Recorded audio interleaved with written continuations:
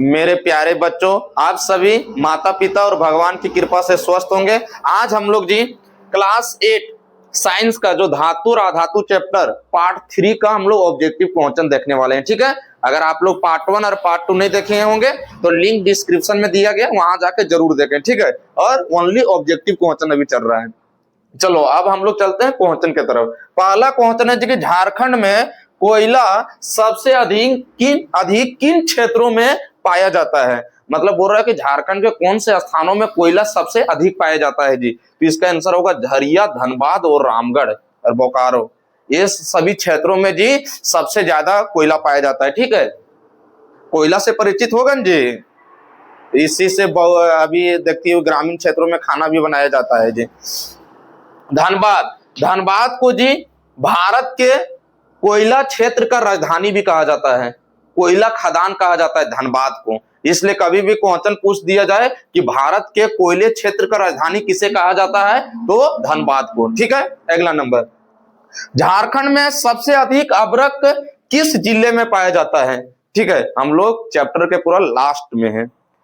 झारखंड में सबसे ज्यादा अभ्रक किन क्षेत्रों में पाया जाता है जी, किन जिलों में, किस जिला में पाया जाता है, कोडरमा जिला में जी सबसे ज्यादा अभ्रक पाया जाता है। ठीक है, अभ्रक का उपयोग जी किया जाता है प्लास्टर जो किया जाता है घरों में, छतों में जी, उसका चमक को बढ़ाने के लिए हीटर इस सब में अभ्रक का प्रयोग किया जाता है। ठीक है, अगला नंबर, एक्सरे में कौन सी धातु का प्रयोग किया जाता है। ठीक है, तो इसका आंसर होगा लेड। लेड का अर्थ होता है सीसा। एक्सरे जब कोई किया जाता है जी, एक्सरे किसी का किया जाता है तो उसमें है कि विद्युत चुम्बकीय विकिरण का प्रयोग करके जी उसके शरीर के अंदर का सभी अंग को देखा जाता है। जैसे किसी का महिला गर्भवती है तो ठीक है, तो उसके जो पेट में लड़का है या लड़का है कि लड़की है तो वह एक्सरे के माध्यम से देखा जाता है। ठीक है, यह मतलब कि इसको बैन कर दिया गया है कि शरीर के सभी अंगों को देखने के लिए जी, लेकिन फिर भी कि अभी देखते हैं कि ग्रामीण क्षेत्रों में जी कि एक्सरे करा लिया जाता है तो पता चल जाता है लड़की है, तो उसको फिर नहीं कि समाज मतलब कि उसको फिर होने नहीं देता है, मतलब कि उसको वहीं पर खराब कर देता है। ठीक है, ऐसा नहीं करना चाहिए। इसको सभी जो गर्भवती महिला होती है जी उसके शरीर में जो बच्चा है उसको देखने के लिए फिलहाल तो बहुत जगह पर सरकार ने बैन कर दिया गया है, लेकिन फिर भी काला बाजारी का दौर है उसमें चल रहा है। तो याद रखेगा एक्सरे में कौन सी धातु का प्रयोग किया जाता है तो लेड। लेड का अर्थ होता है सीसा का प्रयोग किया जाता है। ठीक है, अगला नंबर, जल को शुद्धिकरण करने में कौन सी धातु का प्रयोग किया जाता है। जल जब जी अशुद्ध हो जाता है तो उसमें हम लोगों को शुद्धिकरण करने के लिए किसका प्रयोग करते हैं, क्लोरीन का प्रयोग करते हैं। क्लोरीन का संकेत होता है Cl होता है। ठीक है, क्लोरीन जी अधातु है। जब देखती होगी जी कि बरसात के समय में अधिकतर कि गांवों में कुएं, तालाब, जो घरों के आसपास नलकूप ये सब रहता है उसमें पानी है कि जी गंदा पानी आने लगता है।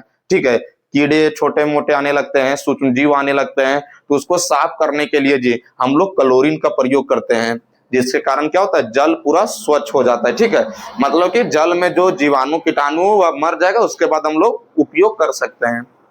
अगला नंबर, एक ऐसे धातु का नाम लिखें जी जो कमरे के ताप पर तेजी से अभिक्रिया करता है। ये बहुत ज्यादा इंपॉर्टेंट है जी। ये एक ऐसे धातु का तुमको नाम लिखने के लिए बोल रहा है जो कमरे के ताप पर बहुत ही तेजी से अभिक्रिया करता है वायु के साथ।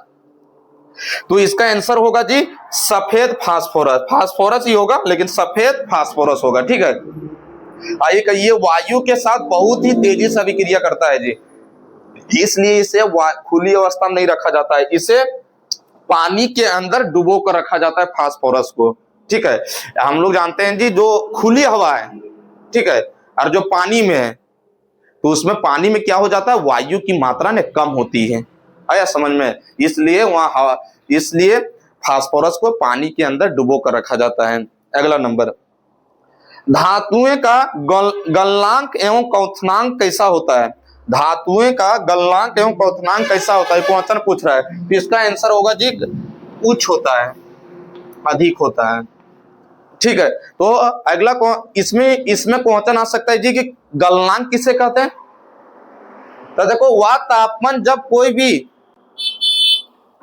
वस्तु ठोस से द्रव में परिवर्तित हो जाए जी, तो वह गलनांक कहलाता है।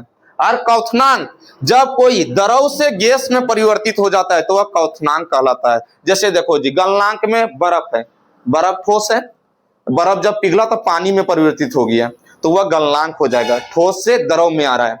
अब इसमें जैसे कोई पानी है तो पानी द्रव में हो गया, जब उसको हम लोग उबालेंगे तो उससे गैस निकलेगा जी, भाप निकलेगा, तो भाप क्या है, प्रकार का गैस, तो द्रव से गैस में आ गया। तो गलनांक का भी अर्थ समझ में आ गया, क्वथनांक का भी अर्थ समझ में आ गया। और पूछा जाता है धातु में कैसा होता है, उच्च होता है, और अधातु में कैसा होता है, निम्न होता है। ठीक है, तो धातु और अधातु चैप्टर का जी यह लास्ट पार्ट था, जिसमें हमने तीनों पार्ट में ऑब्जेक्टिव क्वेश्चन जितना सारा बन रहा है सभी क्लियर कर दिए हैं। ठीक है, आप लोग घर में मन लगाकर पढ़ाई करें, और पढ़ाई करने में अगर किसी प्रकार का दिक्कत का सामना करना पड़ रहा है जी, ठीक है, तो या तुम्हारे अंदर यह भ्रम है केवल कि नहीं कि हमको उस चीज का दिक्कत है, हम कल से पढ़ाई चालू करेंगे, किसी प्रकार का दिक्कत नहीं होना चाहिए, केवल मन लगाकर घर में पढ़ाई करो। ठीक है, अगर वीडियो अच्छा लगा होगा तो लाइक एंड सब्सक्राइब जरूर करें, और अपने दोस्तों के साथ शेयर जरूर करें। जय हिंद।